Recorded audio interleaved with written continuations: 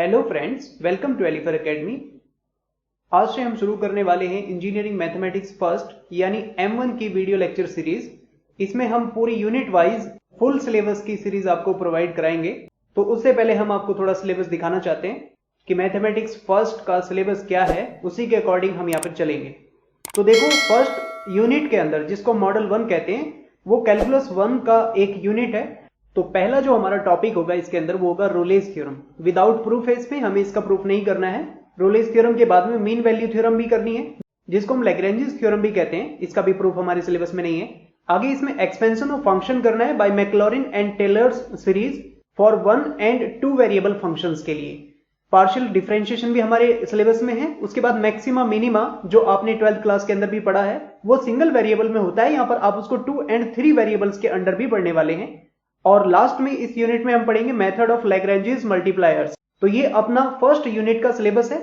आगे हम इसमें सेकंड यूनिट का ये सिलेबस है, definite integral, limit of sum, application of summation of series, beta gamma function. ये आपके लिए थोड़ा नया है, इसमें ये भी पढ़ाएंगे आपको। Application of definite integrals to evaluate surface area, volume and multiple integrals, change of order, ये भी चीज आपको इसमें पढ़ने को मिलेगी।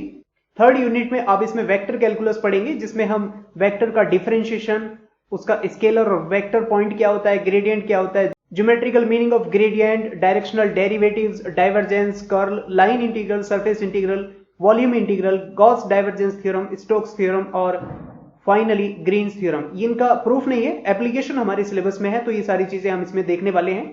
फोर्थ यूनिट में हम इसका वेक्टर स्पेस पढ़ेंगे। वेक्टर सब स्पेस क्या होता है, वेक्टर स्पेस क्या होता है, linear combination, linearly dependent, independent, basis क्या होता है ऑफ अ वेक्टर, या फिर लीनियर ट्रांसफॉर्मेशन क्या होता है। ये भी हमारा बहुत इंपॉर्टेंट यूनिट होगा। तो ये मॉडल 3 और 4 यानी थर्ड और फोर्थ यूनिट जो है आपके लिए थोड़ी सी नई है, लेकिन घबराने वाली बात नहीं है। ये आपको पुराने से ही कनेक्टेड करके पढ़ाई जाएंगी, जो आपने 12th क्लास में पढ़ा है।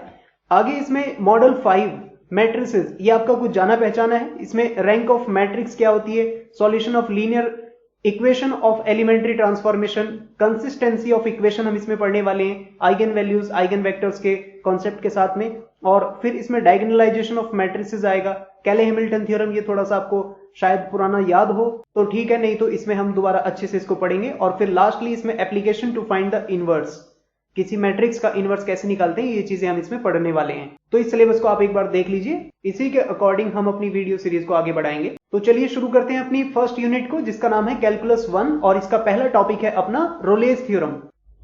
तो रोलेस थ्योरम क्या है, इसका सिर्फ आपको स्टेटमेंट याद रखना है। तो इसके स्टेटमेंट को हमने 3 पार्ट में आपको समझाना है। देखो क्या है, फर्स्ट पार्ट में लिखा है कि if f x be a continuous समझते हो, जो कॉन्टिन्यूटी आपने +2 क्लास में पढ़ी है, तो वही कॉन्टिन्यूटी है कि if f x be a continuous and differentiable, ये भी आपने +2 के अंदर पढ़ा है कॉन्टिन्यूटी एंड डिफरेंशिएबिलिटी में। तो इफ एफ एक्स एक कॉन्टिन्यूस और डिफरेंशिएबल फंक्शन है in an interval a b. Second क्या है, सच दैट एफ ए की वैल्यू एफ बी के बराबर होनी चाहिए। देन थर्ड वाला स्टेटमेंट बहुत इंपॉर्टेंट है, एफ डैश सी कितना होना चाहिए, 0 के इक्वल होना चाहिए, जहां पर सी की वैल्यू ए और बी के बीच में रहनी चाहिए। तो यहां पर आपको इन स्टेटमेंट को बहुत अच्छे से तैयार करना है। ये जो पहला वाला स्टेटमेंट है, इसको तो हम क्वेश्चन की नेचर देख करके ही बस ऐसे लिख देंगे कि कॉन्टिन्यूस है और डिफरेंशिएबल है फंक्शन।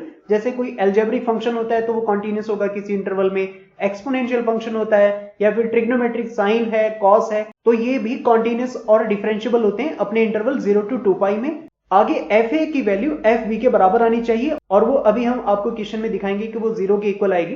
तब एफ डैश सी यानी फंक्शन का डिफरेंशिएशन करेंगे और उसके अंदर सी रखना है, तब सी की जो वैल्यू निकल के आए वो ए और बी के बीच में आनी चाहिए। अगर एक भी वैल्यू, सी की एक भी वैल्यू ए और बी के बीच में आ रही है, तब रोलेस थ्योरम वेरीफाई हो जाएगी। तो पहले 2 जो स्टेटमेंट है, ये फर्स्ट और सेकंड वाला, ये तो इफ की कंडीशन है, और जो थर्ड वाला है ये आपको प्रूफ करना होता है इसमें कि फंक्शन कॉन्टिन्यूस डिफरेंशिएबल हो और एफ ए की वैल्यू एफ बी के बराबर हो, तब एफ डैश सी इक्वल 0 करने के बाद सी की एक ऐसी वैल्यू निकल करके आएगी जो ए और बी के बीच में होनी चाहिए। तो इस स्टेटमेंट को बहुत अच्छे से आप तैयार कर लीजिए, बहुत अच्छे से इसको ढंग से याद कर लीजिए, क्योंकि ये आगे सभी क्वेश्चंस में लगने वाली है। तो देखते हैं इसके ऊपर कुछ क्वेश्चंस।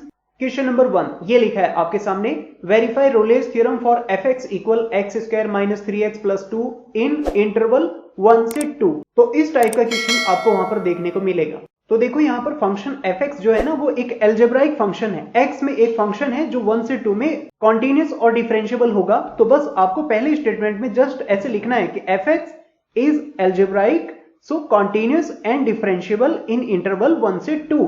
यानी पहले स्टेटमेंट में आपको शो करके नहीं दिखाना, जो प्लस 2 में LHL RHL फंक्शन वैल्यू वगैरह निकालते थे वो आपको इसमें नहीं लिखना है। बाकी सीधा आप इसको लिख दीजिए कि फंक्शन एल्जेब्राइक है, इस वजह से कॉन्टिन्यूस और डिफरेंशिएबल होगा 1 से 2 में। अब इसके सेकंड स्टेटमेंट के लिए चलते हैं। इसमें हमें निकालना होता है fa। तो a कहां से मिलेगा, हमें इंटरवल से मिलेगा। तो फर्स्ट वाली वैल्यू a होती है और सेकंड वाली वैल्यू b का काम करेगी। तो a का काम कौन कर रहा है, 1। अब आप इस क्वेश्चन में यानी fx के अंदर x² - 3x + 2 में x की जगह क्या रखिएगा, 1 रख दीजिएगा। तो 1 का स्क्वायर माइनस 3, x की जगह 1 आ रहा है, +2। अब आप इसको ठीक करेंगे तो क्या आएगा, 3 - 3 जो कितना होता है, 0 होता है। ऐसे ही आप इसका fb निकालिए। तो fb, b की वैल्यू कितनी है, 2। तो 2 रखिए यहां। तो x का स्क्वायर तो 2 का स्क्वायर -3x, x की जगह 2 +2। आगे इसको भी ठीक करके देखेंगे तो 6 - 6 वो भी कितना होता है, 0 होता है। अब आप यहां से देखेंगे कि fa और fb दोनों इक्वल आ रहे हैं और इक्वल किसके आ रहे हैं, 0 के आ रहे हैं। अब यहां पर नोट करके एक बात समझानी है, रोलेस थ्योरम में fa fb इक्वल तो आएंगे लेकिन वो 0 के इक्वल ही आने चाहिए, तभी रोलेस थ्योरम इसमें एप्लीकेबल होती है। अब इसके थर्ड स्टेटमेंट के लिए चलते हैं। उसमें क्या है कि हम इस फंक्शन fx x² - 3x का जब डिफरेंशिएशन करेंगे ना, तो x² का क्या होगा, 2x - 3x का क्या होगा, 1, तो 3 आ जाएगा। अब इसमें क्या करना है, x को c रख दीजिए। तो जैसे आप x को c रखेंगे तो f' क्या आएगा, 2c - 3 इज इक्वल कितना, 0, जो कि यहां से c की वैल्यू कितनी देगा, 3/2। अब आप देख सकते हैं ये 3/2 जो होता है ना 1.5 होता है, 1.5। और आपको पता है 1.5 1 और 2 के बीच में होता है, इसलिए आप कंडीशन क्या बनाएंगे, since a c b because 1 3/2 2। यानी हम यहां पर ये कह रहे हैं कि 1.5 जो है वो 1 से बड़ा है और 2 से छोटा है, इसलिए 1 और 2 के बीच में लाई करता है। यानी आपको c की एक ऐसी वैल्यू मिल गई है जो a और b के बीच में लाई करती है। हेंस हम कह सकते हैं कि रोलेस थ्योरम इज वेरीफाइड। तो इस तरह से आपको क्वेश्चन को अटेम्प्ट करना है। आपने इस क्वेश्चन में एक भी फालतू बात नहीं लिखनी। आपने फर्स्ट स्टेटमेंट को कॉन्टिन्यूस और डिफरेंशिएबल जस्ट फंक्शन की नेचर को देखते हुए कह देना है कि ये कॉन्टिन्यूस और डिफरेंशिएबल होगा उस इंटरवल में। सेकंड fa fb जो दोनों निकल के आएंगे वो 0 ही आएंगे। और थर्ड इसमें स्टेटमेंट डिफरेंशिएशन करके उसमें c रख दीजिए और c की जो वैल्यू है कम से कम एक वैल्यू, जैसे यहां पर 3/2 आ रही है, वो a और b यानी 1 और 2 इसके बीच में आनी चाहिए। तब ये तीनों स्टेटमेंट कंप्लीट होते हैं और इस तरह से आपकी रोलेस थ्योरम वेरीफाई हो जाती है। इस टाइप का क्वेश्चन एग्जाम में आपको देखने को जरूर मिलेगा। अब नेक्स्ट देखिए क्वेश्चन नंबर 2। इसमें भी क्या कहा है कि fx is equal x³ - 4x in the interval -2 to 2। इसके लिए रोलेस थ्योरम को वेरीफाई करना है। फिर से आप देख पा रहे हैं यहां पर फंक्शन की जो वैल्यू है वो एक कॉन्टिन्यूस और डिफरेंशिएबल होगी। क्यों, क्योंकि फंक्शन फिर से एल्जेब्राइक है। तो इस स्टेटमेंट को आपको प्रूव करने की जरूरत नहीं है, बस बाकी सीधा आप इसमें डायरेक्ट लिख सकते हैं। सेकंड वाला a की वैल्यू देख पा रहे हैं यहां पर -2 है। जैसे आप इसमें -2 रखेंगे तो आपको ये -8 + 8 होकर के 0 मिल जाएगा। आगे इसमें fb करेंगे जो कि b की वैल्यू 2 है। अब 2 रखेंगे तो यहां से फिर से इसको सॉल्व करेंगे तो 8 - 8 करके फिर से 0 मिल जाएगा। फिर आप देख रहे हैं यहां पर fa और fb दोनों इक्वल आ रहे हैं और वो भी किसके, 0 के इक्वल आ रहे हैं इस तरह से। तो इसकी सेकंड कंडीशन कंप्लीट हो गई है। अब आप इसमें थर्ड कंडीशन को देखेंगे, मतलब इसका डिफरेंशिएशन करेंगे तो x³ का डिफरेंशिएशन 3x² हुआ, -4 x का 1 हो गया तो 3x² - 4 आ गया। अब आप इसमें क्या करेंगे, x की जगह c रख दीजिए तो क्या आएगा, 3c² - 4। उसको 0 के इक्वल करना है। वहां से जब आपको c मिलेगा तो c की वैल्यू कुछ इस तरीके की मिलेगी, ±2/√3। अब ये दोनों वैल्यूज पॉजिटिव 2/√3 और -2/√3, ये दोनों की दोनों वैल्यू -2 से 2 के बीच में लाई करती है। इस वजह से आप यहां पर ये कहेंगे कि c जो है वो a और b के बीच में लाई करेगा, that is a c b। आगे इसमें क्या कहेंगे, hence Rolle's theorem is verified. तो इस तरह से आपको इन क्वेश्चंस को अटेम्प्ट करना है। ये बात समझ पा रहे हो, बहुत बढ़िया। चलो आगे देखिए क्वेश्चन नंबर 3। इसको थोड़ा सा ध्यान से देखिए, बहुत इंपॉर्टेंट क्वेश्चन है, मोस्ट इंपॉर्टेंट क्वेश्चन, कई बार एग्जाम में आ चुका है। इसमें क्या है कि fx एक फंक्शन है log ब्रैकेट में x² + ab upon a + b into x in the interval ab। अब इसमें हम क्या कहेंगे फर्स्ट स्टेटमेंट के लिए कि fx एक लॉगरिथमिक फंक्शन है, इसलिए कॉन्टिन्यूस होगा और डिफरेंशिएबल होगा इन क्लोज इंटरवल ab। तो फर्स्ट स्टेटमेंट को तो आप ऐसे ही लिख देंगे। सेकंड स्टेटमेंट के लिए समझिए जरा, जब fa निकालेंगे यानी x की जगह a रखेंगे तो देखो यहां पर क्वेश्चन में x² लिखा है, x² के बदले a रखना है तो a का स्क्वायर हुआ, प्लस ए बी। नीचे देखो a प्लस बी ब्रैकेट में एज इट इज आ गया, x की जगह क्या आ रहा है, a आ रहा है। अब ऊपर से आप a कॉमन लेंगे और नीचे तो ये ब्रैकेट में a कॉमन लिया हुआ ही है, तो आप देखेंगे ऊपर और नीचे दोनों एक जैसे हैं, तो फिर log 1 हो जाएगा और log 1 की वैल्यू किसी भी बेस पर 0 होती है। ऐसे ही आप इसमें एफ बी की वैल्यू निकालिए, तो जैसे आप एफ बी की वैल्यू निकालेंगे तो x की जगह इस बार क्या रखा, देखो b रखा, तो b square plus a b upon bracket में a प्लस बी चला ही आ रहा है, इंटू एक्स की जगह देखो क्या आ रहा है b। फिर से ऊपर से b कॉमन लेंगे तो b प्लस a और अपॉन पर a plus b into b, तो देखो फिर से कैंसिल हो जाएंगे और log 1 कितना होगा, फिर से 0 हो जाएगा। अब आप यहां पर देख सकते हैं कि f a is equal f b, दोनों की वैल्यू किसके बराबर आ रही है, 0 के इक्वल आ रही है, तो सेकंड कंडीशन कंप्लीट हुई। अब थर्ड कंडीशन के लिए जरा समझिए, पहले अगर हम इस function log x square plus a b upon a plus b into x को log की प्रॉपर्टी लगाते हुए इसको अगर हम सेपरेट कर दें तो log m अपॉन n होता था ना, यानी अपॉन वाले माइनस में आगे लिखे जा सकते हैं, यानी जो log m अपॉन n होता था तो वो क्या होता था, log m minus log n होता था ना वो। तो इस तरह से आपको इसमें log m अपॉन n की प्रॉपर्टी लगानी है, यानी अपॉन वाला जो n है वो माइनस में पहुंच जाएगा आगे। तो इस तरह से नीचे तो अपॉन में 2 हैं, a प्लस बी एक ब्रैकेट में और x एक, तो दोनों ही माइनस में हो जाएंगे। तो देखो क्या किया हमने, log x square plus a b minus log a plus b और माइनस log x, इस तरह से। अब हम इसका डिफरेंशिएशन करेंगे तो देखो क्या होगा, पहले log करेगा 1 upon x square plus a b आया और फिर एक्स स्क्वायर का क्या हुआ 2x हो गया। देखो log a प्लस बी लिखा है ना इसके आगे, इसमें कोई x तो है नहीं, इस वजह से इसका जब डिफरेंशिएशन आप करेंगे तो क्या हो गया, देखो 0 हो गया। इसके आगे देखो log x का फिर से क्या हुआ है 1/x। अब आप क्या करेंगे, इसमें x की जगह c रखेंगे तो क्या आ रहा है, देखो 2c upon c square plus a b minus 1 upon x की जगह फिर से c आ गया, और यहां से आप इसको सॉल्व करके निकाल के लाएंगे ना c वगैरह की वैल्यू, तो आपको मिलेगा रूट ए बी। यानी रूट ए बी जो है वो एक ज्योमेट्रिक मीन होता है। जीएम क्या होता है, ज्योमेट्रिक मीन होता है। आपने एपी और जीपी में पढ़ा होगा ना 11th क्लास के अंदर, तो उसमें ज्योमेट्रिक मीन मतलब जो मध्य में आता है, बीच में आता है, तो ए और बी के बीच में है। इस वजह से हम यहां पर यह कह सकते हैं कि सी की जो वैल्यू है ना वो ए और बी के बीच में लाई करेगी, हेंस रोलेस थ्योरम इसमें वेरीफाई हो गई है। तो इस तरह से हमने इस क्वेश्चन में रोलेस थ्योरम को वेरीफाई किया है। ये बहुत ही ज्यादा इंपॉर्टेंट क्वेश्चन है, इसको आप स्पेशली तैयार करिएगा। अब नेक्स्ट देखिए क्वेश्चन नंबर 4, ये यहाँ F x equal sine x लिखा है और इंटरवल ए बी दिया है 0 to पाई। अब इसमें भी क्या कहेंगे, एफ एक्स एक साइन का फंक्शन है और वो कॉन्टिन्यूस भी होता है और डिफरेंशिएबल भी होता है, 0 to 2 पाई में, तो 0 से पाई में भी होगा।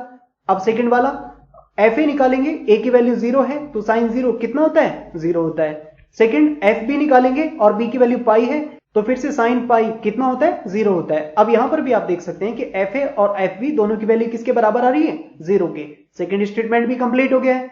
अब थर्ड स्टेटमेंट के लिए देखिए, हम डिफरेंशिएशन करेंगे साइन एक्स का, तो साइन का डिफरेंशिएशन क्या होता है कॉस एक्स होता है। अब इसके अंदर x की जगह c रखना है, तो cos c और उसको क्या करना है 0 के इक्वल करना है। यहां cos c की वैल्यू 0 है, आपको पता है cos में 0 किसकी वैल्यू होती है 90 डिग्री, cos 90 यानी cos π/2 कितना होता है 0 होता है। इस वजह से c की वैल्यू कितनी आ गई है π/2।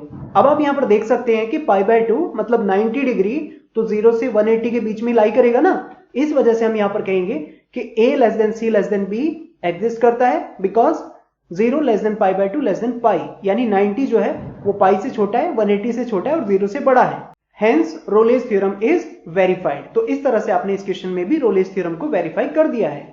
अब लास्ट क्वेश्चन देखिए, इसमें एफ एक्स की वैल्यू दी है x इंटू ब्रैकेट में x प्लस 3 और उसके बाद इंटू e की पावर माइनस एक्स अपॉन 2 और इंटरवल दिया है -3 से 0, यानी a की वैल्यू -3 है और b की वैल्यू 0 है। अब आप यहां पर कहेंगे तो देखो x वाले फंक्शन तो एल्जेब्रिक है और इसमें e भी आ गया, e मतलब एक्सपोनेंशियल फंक्शन, तो आप इसमें फर्स्ट स्टेटमेंट के लिए क्या बोलेंगे कि f(x) एक एक्सपोनेंशियल एल्जेब्राइक फंक्शन है, इसलिए कॉन्टिन्यूस होगा और डिफरेंशिएबल होगा इस इंटरवल -3 से 0 में। बस इस तरह से पहले स्टेटमेंट को हर क्वेश्चन में आपने ऐसे बना के लिख देना है।